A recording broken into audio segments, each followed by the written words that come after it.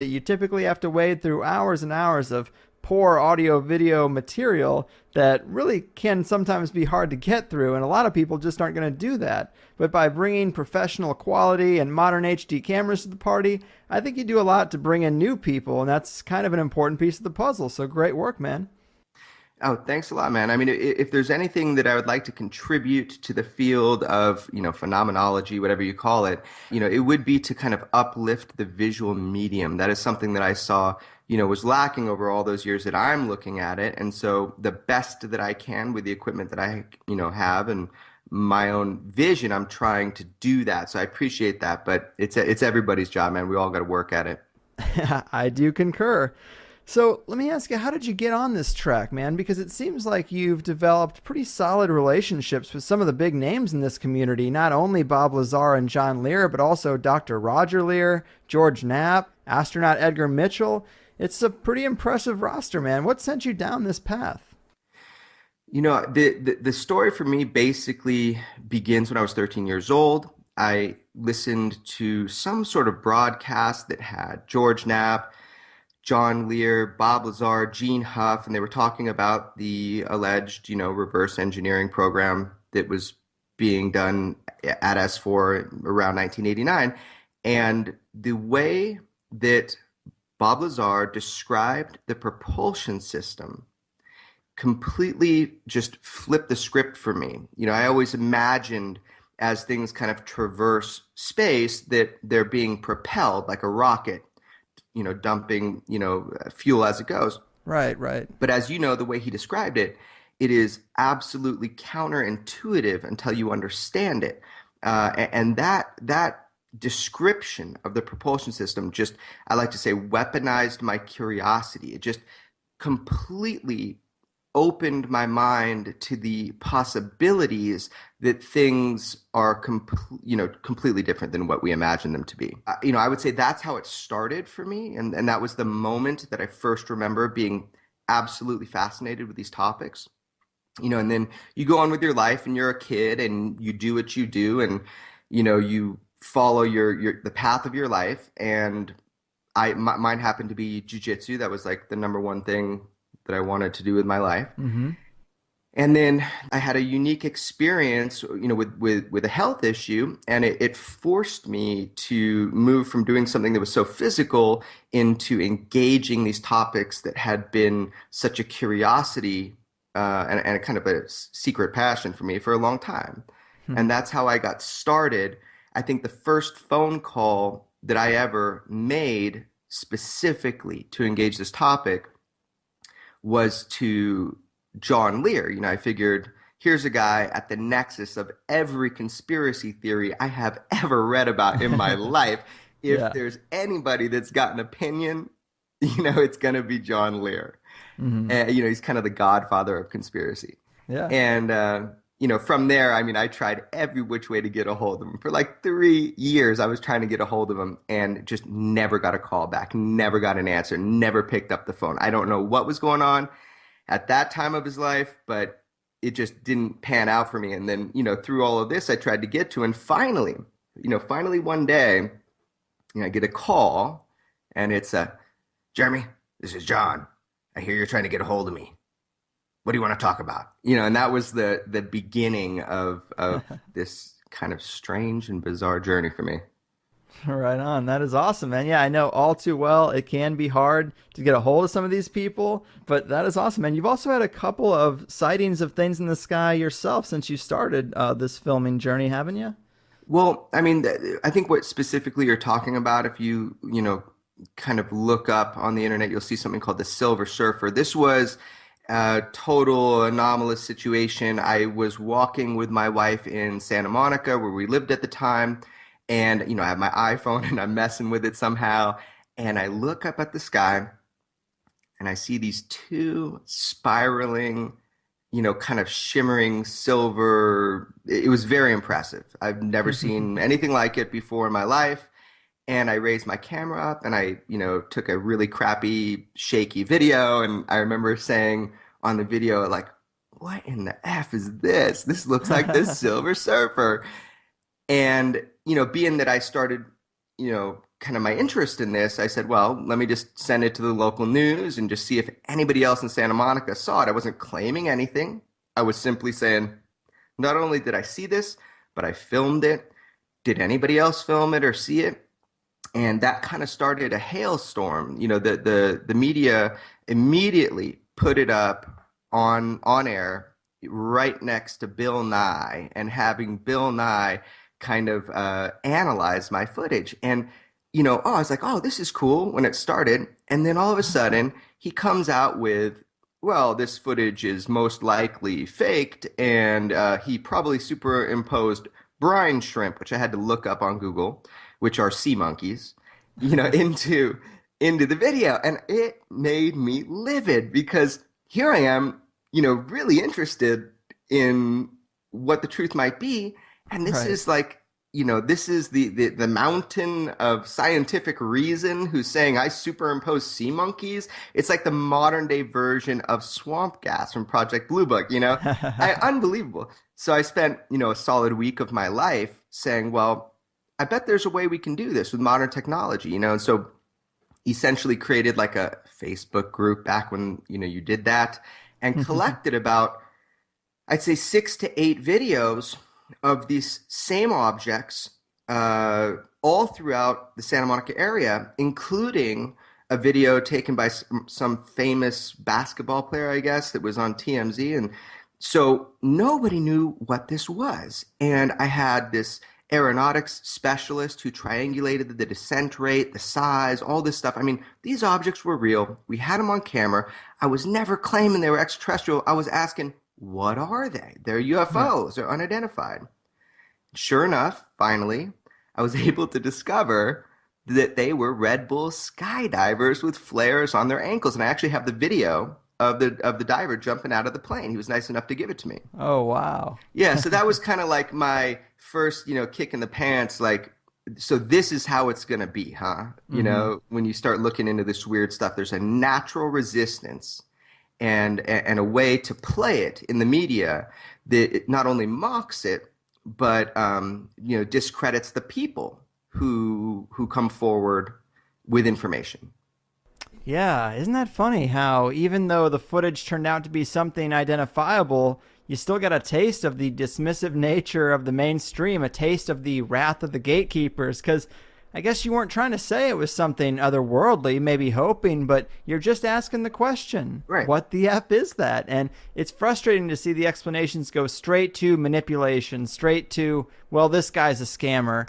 It does suck. But I think in recent years, at least, it's kind of changed for some people. I think they've become a bit more open because they have just better access to a whole host of strange footage captured in the sky. Yeah, I mean, a couple comments on that. One is that, we police ourselves with this. We do it to ourselves worse than anybody does it to us. And, I think the laugh factor of people that just want to seek the unknown to begin with, really, it's most likely because of fear. It's the Mm-hmm. idea of being uncomfortable that the world is not actually, as it appears. And I think with a cursory glance into this UFO phenomenon, or all the phenomena connected to the UFO matter, it becomes immediately evident. Right. I mean, immediately evident that there's something bigger going on, has been going on since the beginning of recorded human history, and that every watchdog agency on this planet in the intelligence community knows about it to some degree, and has made a point, and we know this through FBI documents, have made a point to make and create a laugh factor, a discrediting force Oh, yeah. so that we self-discredit. It's incredible. I mean, they've even got it so finely tuned that the word truther is a negative label to put on someone. I mean, I think that's probably the furthest extent of language manipulation. It's kind of funny, but I've never been lucky enough to see a UFO myself. There are hot spots out there that I'd like to spend more time at. And I saw you post something, this is kind of random, but something about the Desert Yeti Ranch and a blurb about it being one. I haven't heard of Desert Yeti Ranch. Is this a real thing or were you goofing around? Well, okay, so first of all, let me just say I've never seen something that I'm kind of in your camp. You know, I've never seen the mothership. I've never seen a spaceship that I can't describe. I have seen anomalous aerial phenomenon, mostly in the form of lights in the sky, you know, day or night, and I have no idea what they are, and they certainly defied the known physics that I am aware of. But I have no proof if this stuff is, you know, military compared to natural phenomenon. I have no idea. Right. So I'm in the same camp as you. My confidence in the fact that this is all going on comes from a wide variety of other sources, not because I had some abductive experience. Hmm. Now, the thing you're bringing up is hilarious because I'm just gonna stay silent on that. But I have a ranch that I live in LA, but I also have a ranch out in Pioneer Town, California. And upon spending more time out here, there has been, you know, a pretty incredible display of aerial phenomenon. And I think this area is kind of known for that. I mean, if people know about Pioneer Town, California, it's, you know, real near to the Integratron and where Van Tassel did all of his, you know, wild stuff. So there is a rich history out here, and we're by a huge military base. I mean, that might be part of it. Hmm. So that was kind of like a internal reference just for my friends. Gotcha. Yeah, that's funny because I'm always looking for those spots. Of course, Skinwalker Ranch is out there. Also, I'm Yeah. I'm not sure if you're familiar, but James Gilliland's East Ranch near Trout Lake. I hear that's a place where people see all kinds of things. And what's intriguing there is a lot of the things tend to come out of the base of a mountain. Which, you know, when it comes to mysterious things, I'm always interested in an underground element or some kind of like, you know, hidden in a mountain base type element. But apparently that's pretty common up there in, I think it's in Trout Lake, Oregon or Washington. Yeah, you know, I've heard a little bit about it. I think what makes the Skinwalker Ranch story most compelling is the history of how it was purchased by Robert Bigelow. I mean, here's an individual now, you know, going to attach, you know, inflatable habitats onto the ISS. He has had for decades two, you know, personal habitable orbiting space stations. I mean, here's a guy who's on the bleeding edge of technology and decided to put more money than any living human being or any individual ever in the history of the world has put into researching this stuff, yet now is completely focused on on space exploration. But at the time, you know, put a team of scientists, and that's the book we know, Hunt for the Skinwalker. You know, primary author being George Knapp with his other author, and it's an incredible location. Yeah. What has occurred there is almost beyond belief. But in fact, it appears that it has occurred. These things have occurred there, and there are other places like this. That's why they put the book out, Hmm. was to find out if there were other places like this. And sure enough, there are. Yeah, there's Skinwalker Ranch. There's so many strange things about it. Most of it I was familiar with, but I did hear you talking about it on, I guess, a previous interview, and you had mentioned a black mist that seemed to possess people in some way, and I hadn't heard of that before, but it almost sounds like a swarm of nanobots or something like that. Oh, now you're talking my language. I mean, that's where, you know, I start to get kind of excited that there is a technological aspect to these seemingly paranormal things. I mean, that story was relayed, you know, to me, I believe by George himself, but I think it's in the book, or at least there's an article that came out about it and about the scientist that had that experience. But, you know, essentially he was paralyzed and there was an intelligence speaking through his body, as crazy as that sounds. But yes, that black mist, that idea of technologically advanced miniaturized robots that all work in unison towards a similar goal, nanobots, Hmm. right? Utility fog. I mean, if that was real technology, that would be incredible. Yeah, yeah, it would. And that's pretty far out there, but I guess this is a question that comes up with a lot of the technological stuff that seems outside of humanity's grasp. It's the same argument with the crafts. How are they able to make right angle turns in midair? How are they hovering that way when we don't have any known crafts that can do that? But what do you think about the idea that you don't need to bring aliens in to explain this stuff? That the military black ops groups have gone so far down their research holes at these underground bases, and they're so far ahead of the surface world, almost like a breakaway civilization in their own right, that what they have seems alien. I mean, I'm not someone who tries to say much one way or the other, but there has been a trend in the alternative community to attribute a lot of these things to the black project groups instead of aliens. But what are your thoughts? Do you think you need to bring in ET to explain some of the things people have seen?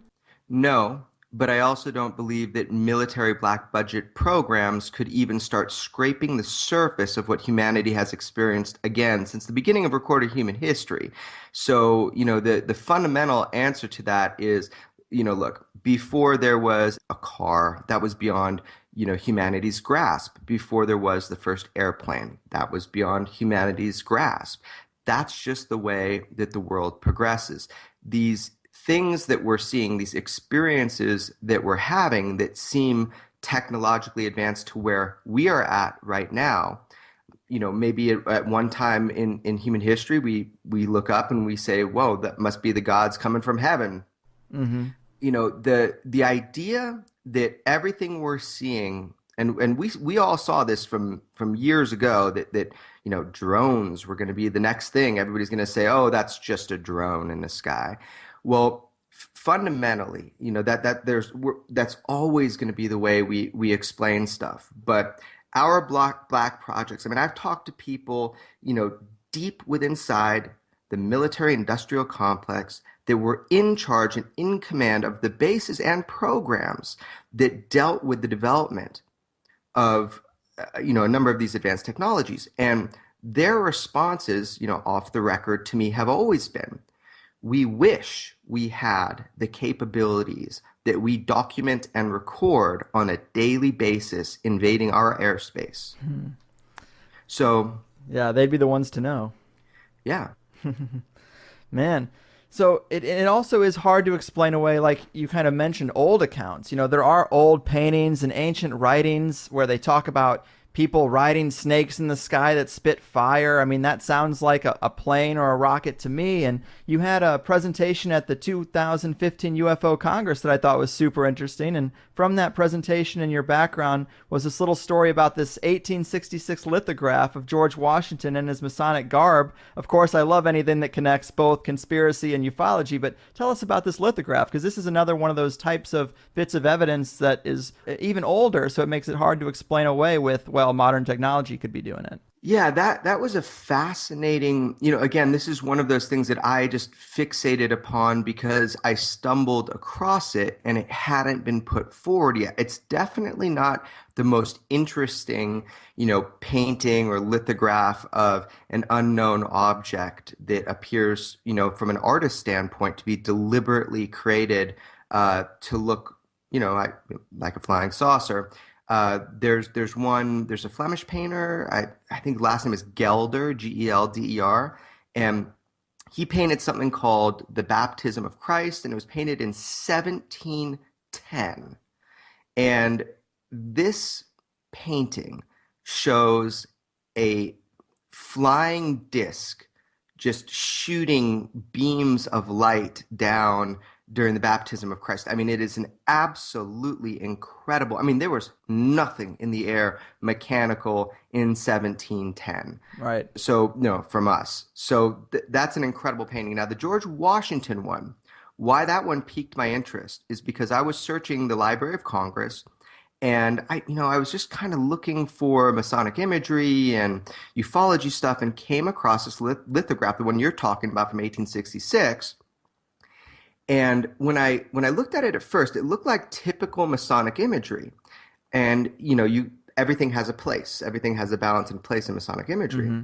Except when I focused in on the Jacob's ladder, which is where angels, which are messengers, ascend and descend from heaven.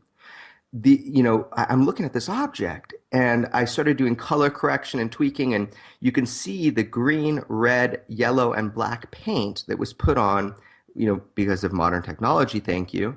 And it's amazing. There is and to me, it looks like a ship. Yeah. So again, I'm not making any claims. I'm just saying, hey, raising my hand. I found this.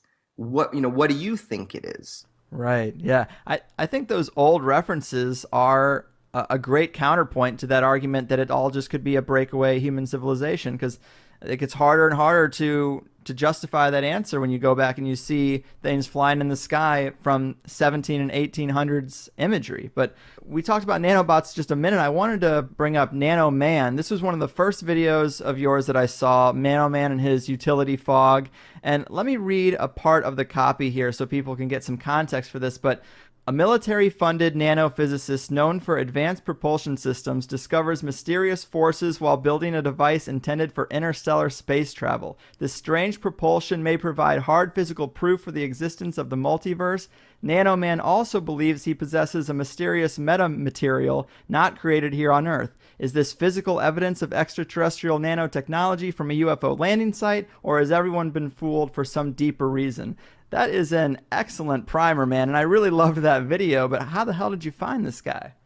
Yeah, okay. How did I find Nanoman? So I'm calling him Nanoman just for now. I mean, I've got a series of film pieces on his exploits, everything from propulsion systems to, his claims on this utility fog. So it's not like some big secret. He's one of these lucky people that's not under contract, Mm-hmm. where he can do whatever he wants. So at some point, I'm going to reveal that. But how I found him, oddly enough, was through a number of my military friends who were consulting for him.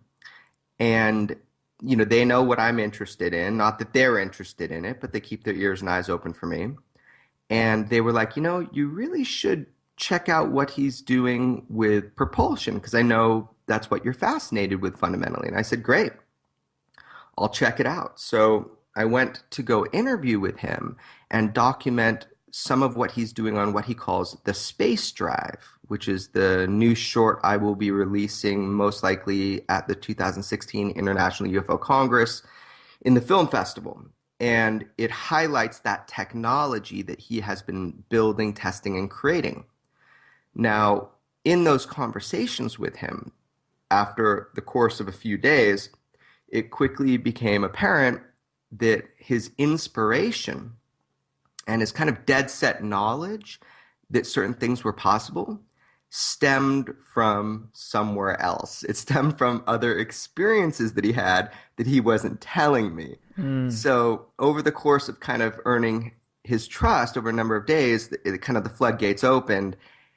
And one of the things that he said to me is what you experienced in that short film. He says, I've got something you might be interested in. I was like, all right, well, what's that? And he goes up into his upstairs laboratory at the time, comes out with a vial filled with what looks like water. Mm-hmm. And I was like, oh, okay, what is this? And he says, well, inside here are trillions and trillions of independent nanobots. And I didn't even know what that meant. He said micro machines that he had collected that somehow work together in unison towards a single goal, utility fog. I had never heard these words before. So Right. now I'm starting to think the guy's a little bit off, not wound so tight, right? But I don't know. He's showing me a vial of water. So as a self-proclaimed investigative journalist, right? What is my job? My job is to take it and see if I can verify any of his results. So he backs up his statements, saying this is what he believes, not really telling me quite where he got it from yet, by showing me the scanning electron microscope images of what he perceived to be gears and graspers and just mechanical parts. Right. And I mean, I didn't even understand the magnitude of which I was looking at these things at. I mean, 2 nanometers. So I kind of just laughed about it, like, well, how is someone like myself ever going to validate that inside your little liquid here you have, some non-terrestrial super intelligent material? And he Mm-hmm. says, well, you should go see. I mean, he said this was 9 years ago. I imaged this stuff. He's like, I have no idea if it's, dissolved, broke down, if it's still there. He says, why don't you take it and have it analyzed at like NASA? And I was like, okay, well, how am I going to do that? And Right. he's like, well, let me make some calls. Let me see if I can get you a tech. And I didn't believe that he was going to get. So there I am, NASA Ames in a little bit of central North California.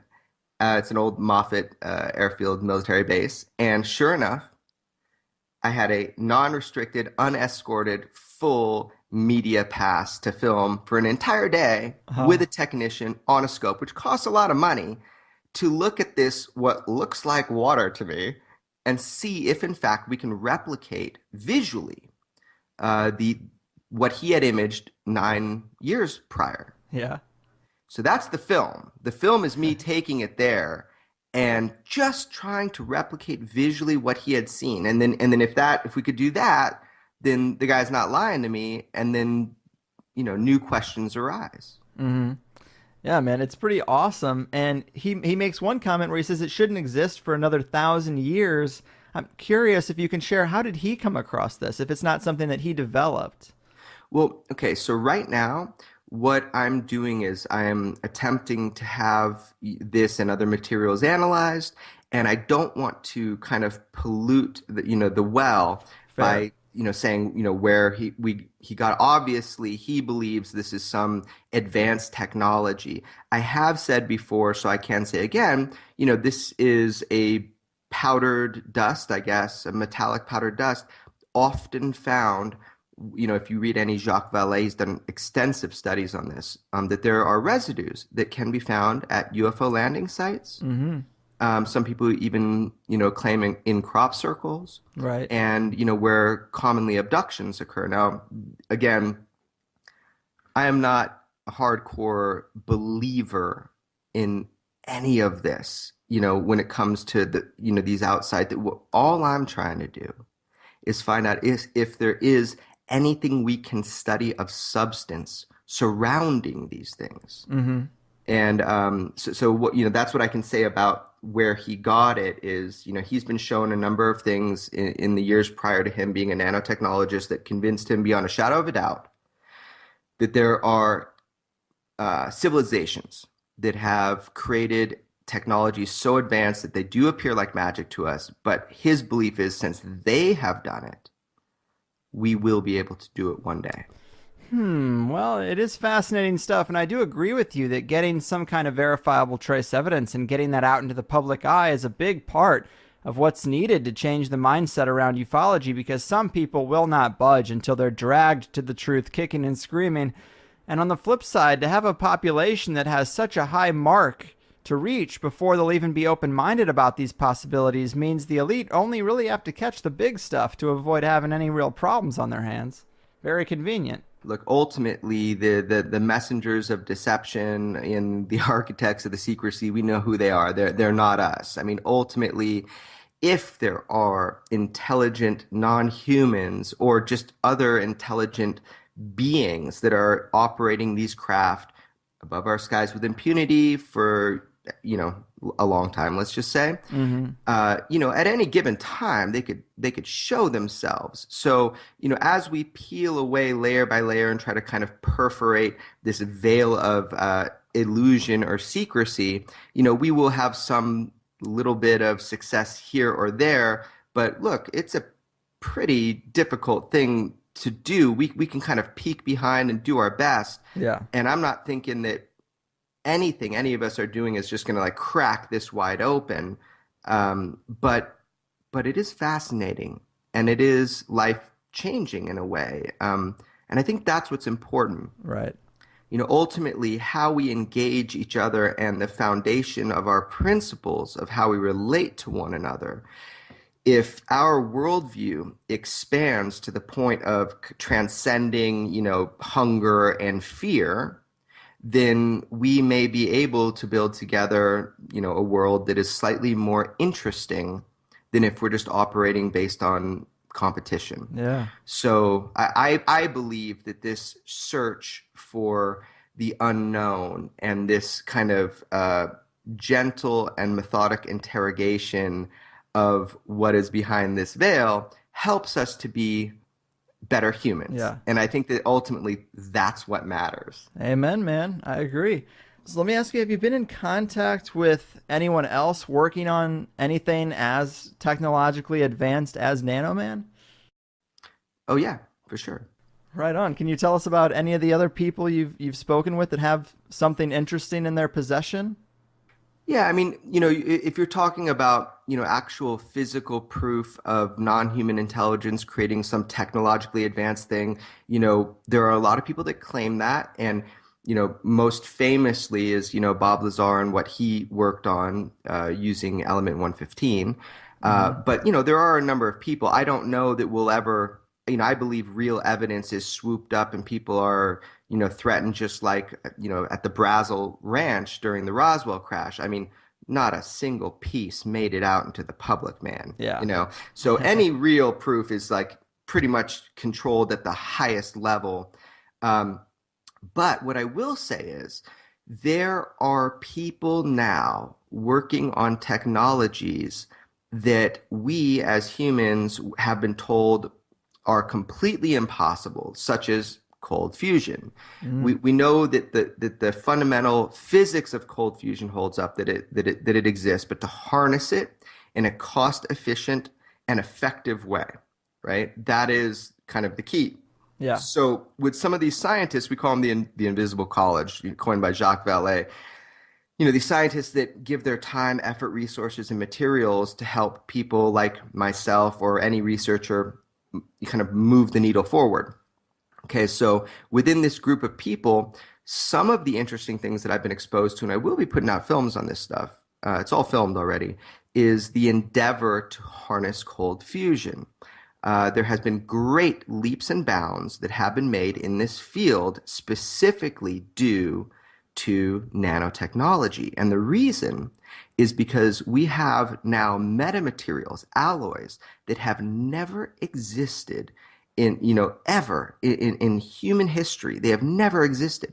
But we can almost perfectly atomically lay down atoms of metals. And in fact, we can now grow metals. I don't know if you saw that. I don't know if you saw that article. It was in Fortune magazine. It was August 25th, 2015. So really recently.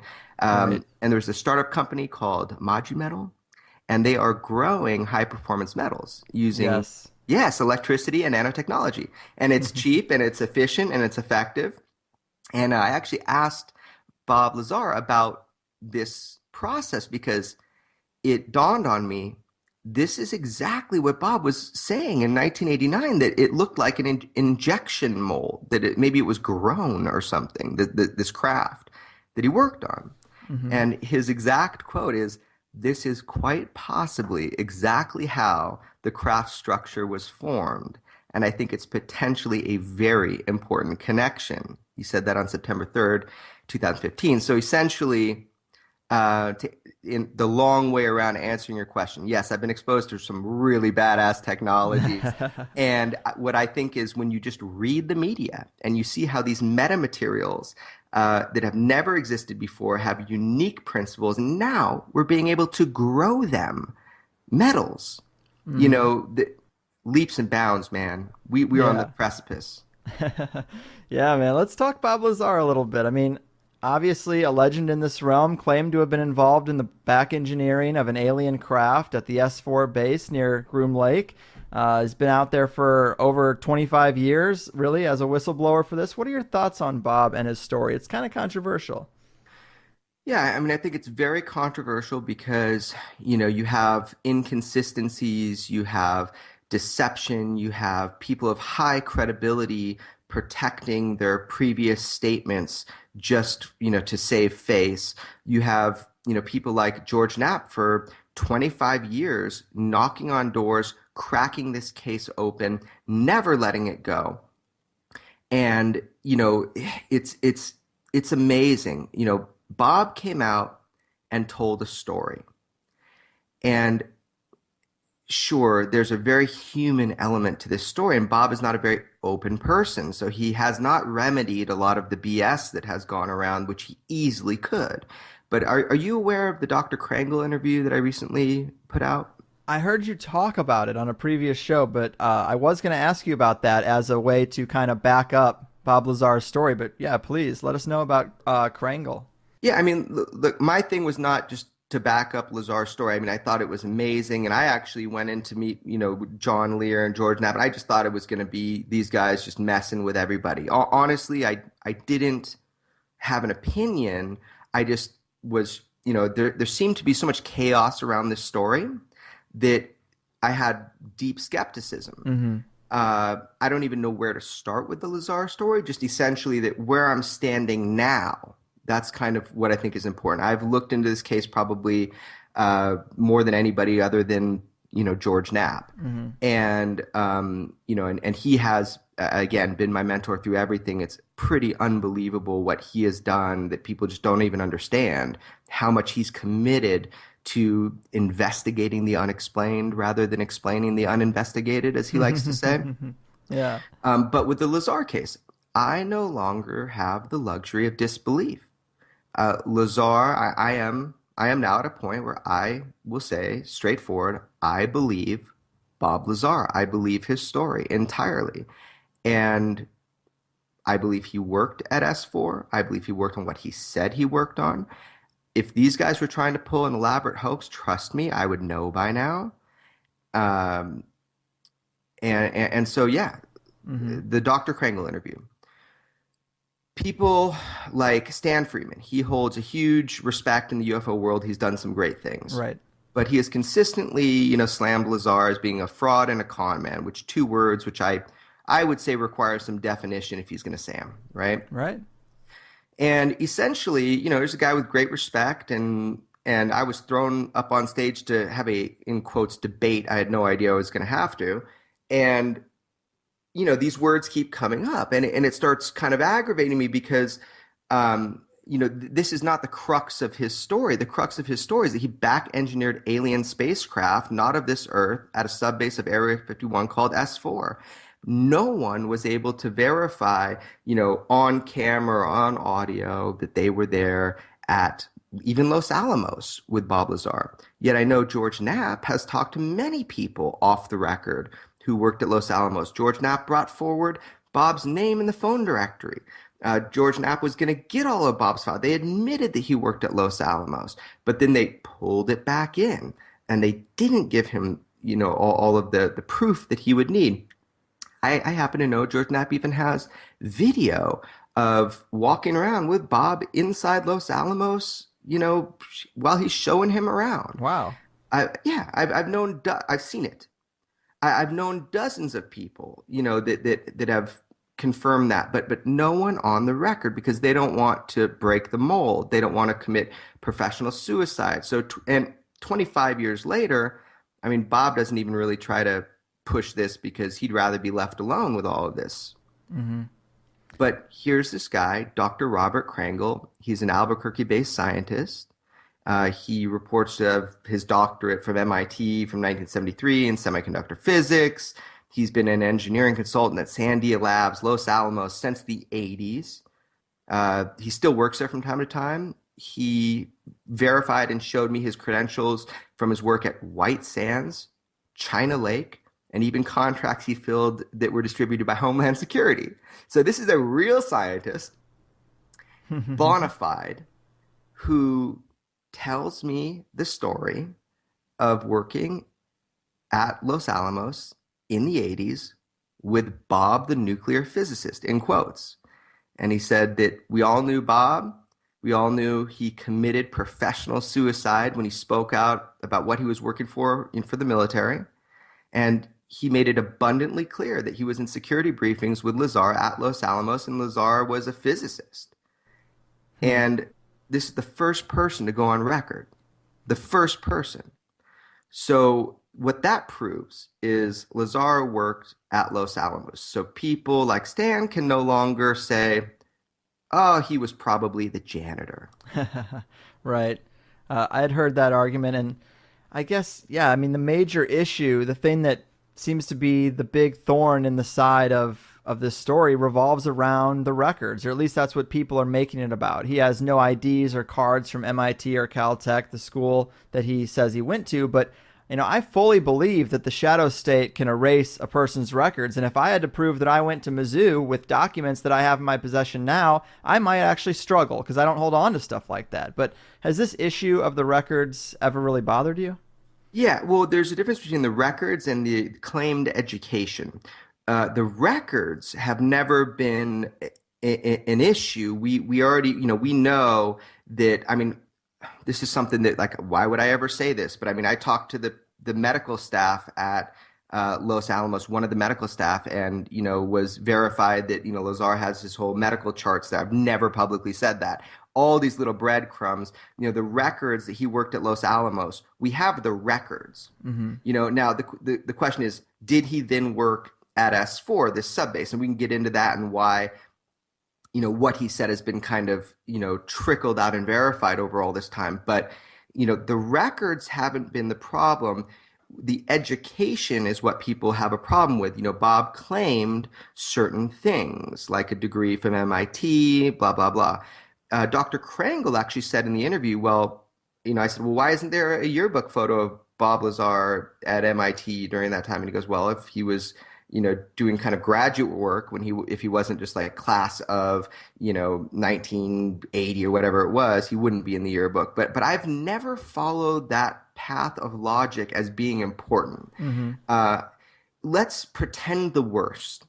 Let's pretend Bob Lazar completely lied about all of his educational credentials and he was homeschooled. Okay, Sure. let's push it there. Okay, Sure. he was homeschooled. Okay, what difference does that make about flying saucers? I mean, you could say, well, he lied about that if he did. Well, okay, but he did in fact work at Los Alamos in the Maison facility with the particle accelerator. The guy had a particle accelerator in his own living room when he was living in Las Vegas. He built another one out in Albuquerque, New Mexico, when he lived there. I mean, the guy is a scientist to the highest degree with current scientific contracts from everyone from the Navy to a number of other agencies. Right. So Bob's a scientist. Mm-hmm. Bob worked in technical capacity at Los Alamos. I don't feel that if other people couldn't uncover the education stuff, what good am I going to do there? I want to focus and keep my eye on the prize. Did Bob back engineer alien spacecraft at a subbase of Area 51? That's what fascinates me. Right. Let's try to uncover that. Yeah, good point. That is kind of the only thing that really matters in the story. But you mentioned element 115. I've, of course, heard of this before, but some people might not have. Talked to us a little bit about element 115. Bob claimed it was the fuel for the UFOs, but also, I mean, he talked about this 25 years ago, but there were some mainstream scientific revelations about it just like a year ago or something, if I'm not mistaken, right? Yeah, a number of years ago. So essentially, just to back it up and make it really simple for people that don't have access to the internet right now and should be typing this in, okay? So element 115 is a theorized element, a super heavy element. It's no surprise. It's not like, Bob made it up. Element 115 is this, it was always theorized that it could exist, but our supernova never, created it in any abundance that we could detect, and so it was never on our periodic charter table. But we figured one day maybe we'd be able to fabricate over months and months and millions of dollars in a particle accelerator, maybe a few atoms of it that would last most likely milliseconds because of its half-life, right? Mm-hmm. So it's this kind of like funny element, and it kind of had a blank spot on the periodic table. So in 1989, Bob Lazar tells his story, and part of his story hinges around like what you said, the fuel source, what you would put in the gravity amplifier or the antimatter reactor that would then engage the gravity amplifiers, which is how you traverse space-time without any G-force issues. Mm-hmm. So this piece of alleged element 115 became kind of the argumentative point, because you have other nuclear physicists who say, well, the half-life of 115 is so minuscule that you could never have a substantial amount to work with. And Bob was claiming that there was at least one stabilized piece or a few that he worked with, but that he was told there were 500 pounds of this, that maybe the size of like a washing machine basket or something, of 115. Hmm. So, the scientific community can kind of jump on this and say, well, there's no way. The isotopes will not stabilize, and you cannot have this. But there is the theorized island of stability where element 115 could be stabilized. Now this again is theoretical, but you were right. A number of years ago, there were scientists that did this process, and they bombarded uh, in a particle accelerator, and were able to manifest a few atoms of this, which quickly deteriorated into nothing. So this is like the number one thing that people fight with when it comes to Lazar's 115 argument. The thing that people forget is that Lazar never claimed that we made the 115. He didn't even claim really how he knows that we had it. He was just briefly told that we have 500 pounds of it to kind of work with. So the theory would be that it was harvested. It was harvested from somewhere else, maybe where it was naturally occurring. Hmm. So from another supernova or something like that. So that's the story of the 115. I kind of botched I'm not a scientist, obviously. I'm an investigative journalist, but that is what people should look up. The element 115, island of stability. They should look at the half-life and see why people are all up in arms about it. Hmm.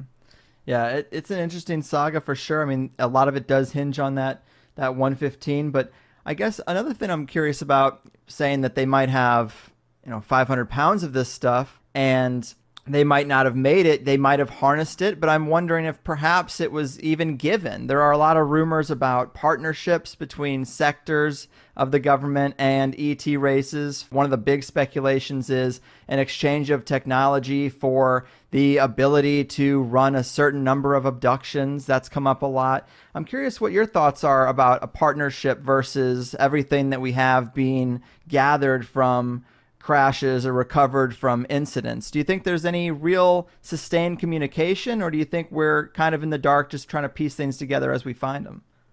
Yeah, I mean it's a fascinating question, and just to reiterate, it's not he said we harvested it, or we sorry, it's not that he said we harnessed it, it's that maybe it was harvested. So if element 115, this stabilized element 115, isotope, that's the word. If it has the right isotopic combination, it's Hmm. theorized it can be stabilized. That was the word I was looking for earlier. So essentially, if we did have this significant amount of stabilized element 115, Bob himself theorized that it must have been harvested, from somewhere else. And if it was harvested from somewhere else, maybe where it was naturally occurring in another supernova, then it must have been brought here as cargo. And if it was brought here as cargo, I mean, most likely we didn't shoot down some advanced technological machine. I mean, it's possible, I guess, but it seemed to me if we did actually have nine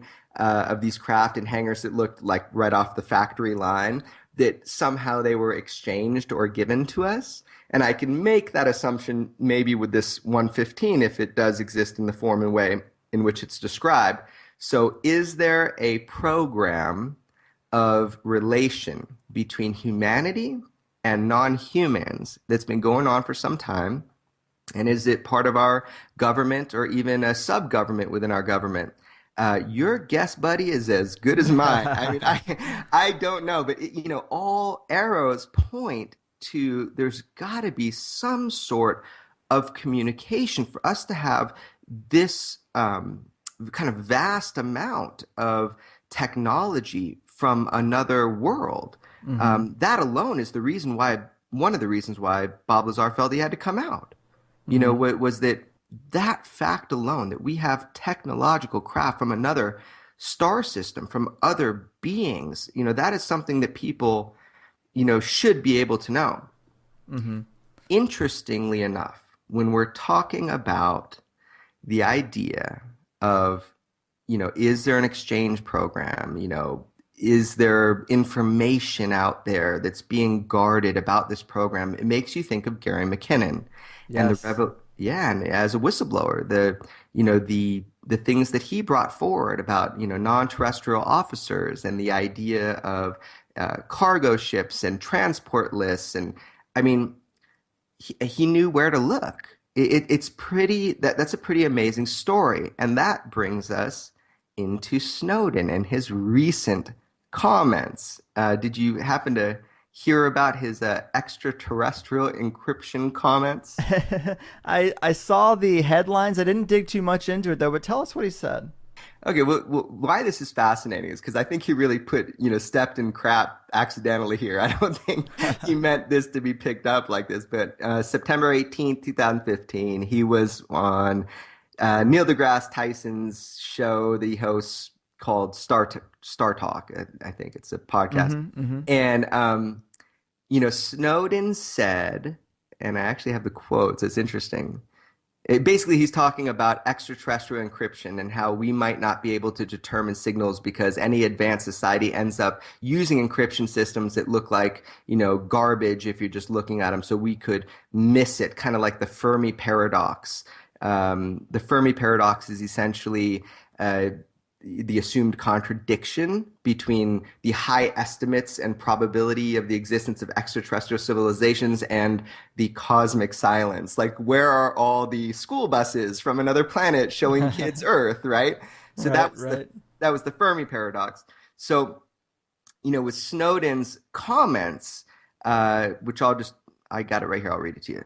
So if you have an alien civilization trying to listen for other civilizations, or our civilization trying to listen for aliens, there's only one small period in the development of their society when all of their communication will be sent via the most primitive and most unprotected means. Because, we're talking to a security expert here. He continues, he says, so when we think about everything that we're hearing through our satellites or everything that they're hearing from other civilization, if there are indeed aliens out there, he adds, all of their communications are encrypted by default. So what we are hearing, it's actually an alien television show or, a phone call, is indistinguishable to us from cosmic microwave background radiation. So that was his exact quote. Right And on. yeah, and like what I thought was so fascinating about that is, he's essentially saying there's this brief moment in a civilization's time where we'll be able to pick stuff up because encryption will just become an everyday thing and it will be indistinguishable from, background microwave cosmic radiation. Um, it made me think that people have theorized that in the Snowden leaks that there's going to be some UFO stuff. I think that is total BS. The NSA systems that Snowden had access to, is kind of like the internal intelligence internet of sorts, was really low level. If you think about it, Snowden was a systems analyst, a cyber strategist. He was not the overlord of the Black Project Empire. Right. So, because of compartmentalization and the function of the NSA, Snowden and his releases were just scraping the surface. There will be no UFO disclosure documents within whatever he had to release, in my personal opinion. But it was cool that he said anything about the ET issue. Right. Yeah, it's always great to hear anyone in the mainstream say anything about it. I know recently, God, Clinton was on one of the late night talk shows and he said something and everybody pounced on it. It was just like one sentence or something about the possibility or that he sent one of his guys to go look into it. And I know all our mouths are watering. We want to hear ex-presidents, current presidents, anyone in positions of authority or positions of having special access to knowledge. We want to hear them even talk about it, even anything, and it is crazy that someone says one thing and that gets talked about for the next 2 decades. In fact, though, the Clinton thing was interesting, and here's why. I agree with everything you just said, but Clinton was an interesting president in that he actually did. One of his first things he did in his presidency was he sent one of his primary aides to go get information on Area 51 and about it. I mean, he has interest in ETs. And he was denied access. And this is what is so astounding, I think, to people. It was to me. It was mind-boggling that the president of the United States does not have necessary. They might have the level of security level, but they don't necessarily have the need to know. Mm-hmm. So presidents such as Clinton have been denied access to fundamental things like Area 51. Right. I mean, it makes sense. They're there for 8 years max, but it was astounding when I first kind of grasped that there are people within government who will sustain their roles far beyond that of the president of the United States, mm-hmm. and that they have power to even tell the president that they may have clearance, but they don't have the need to know. Yeah. I'm with you there. And another thing about Clinton that's really interesting. See, I know what your thoughts are. Well, I have a good idea what your thoughts are about the moon landing. And this isn't necessarily about the moon landing hoax, but this is an interesting quote from Bill Clinton's book. He said, just a month before Apollo 11 walked on the moon, an old carpenter asked me if I really believed it happened. I said, sure, I saw it on television. He disagreed. He said that he didn't believe it for a minute and that them television fellers could make things look real that weren't. Back then, I thought he was a crank. During my 8 years in Washington, I saw some things on TV that made me wonder if he wasn't ahead of his time. I mean, that's a pretty cryptic statement to come from a president. That's bold. There's no need to write that in a book, you know?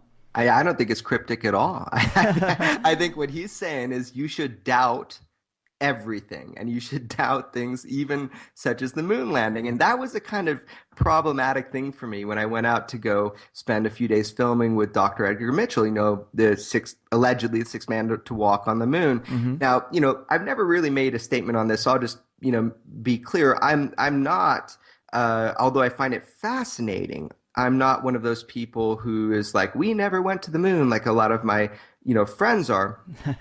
I think we had the technology to do so at the time. I think there were huge programs of people that were, dedicated to it.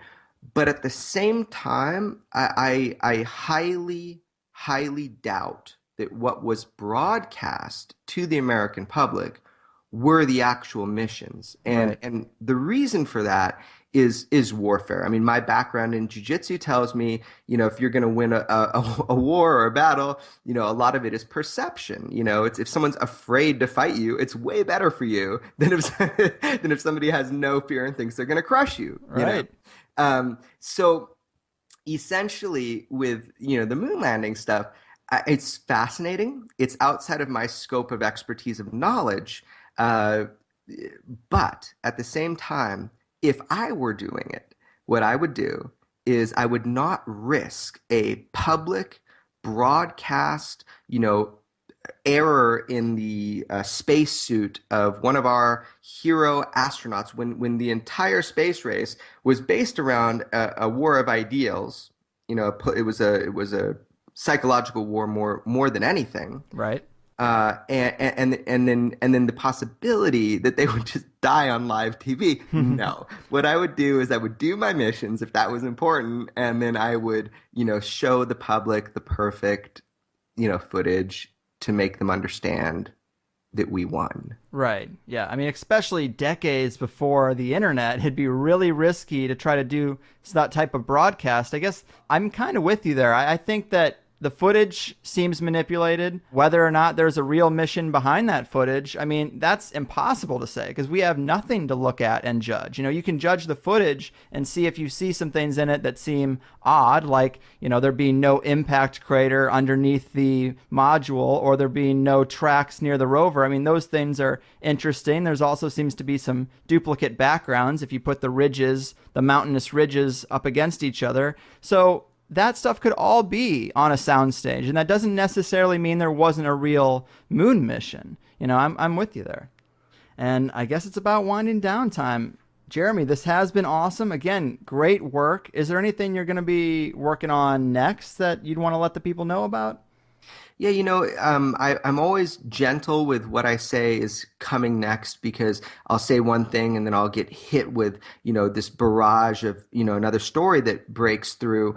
But what I'll say is just keep checking in to extraordinarybeliefs.com, and that's my website. And from there, you can even sign up for a mailing list, and then you will be the first to know. The only thing I have on the docket right now is I'm going to be speaking at the 2016 International UFO Congress, and I will be doing in the first half of the lecture a little update on some of my personal investigations, and then the second half of the discussion, my partner Ruben Langdon will be coming, and we will be doing a highlights from the citizen hearing and talking about what in our eyes they were and what impact, profound impact they've had to date. Nice. Right on then. Very cool. Extraordinarybeliefs.com is the website. And there you have it. Jeremy, it's been a blast. Keep doing what you do out there and take care of yourself, man. It has. Thank you so much for having me on the show, and I'm going to continue tuning in and listen as you kind of go through unearthing all of these things that you are on your show. So thanks a lot, man. Hey, thank you. And I'll be checking in with your movies too. Okay, well, I'll send them to you, man. All right, peace. And that is all she wrote, people. Jeremy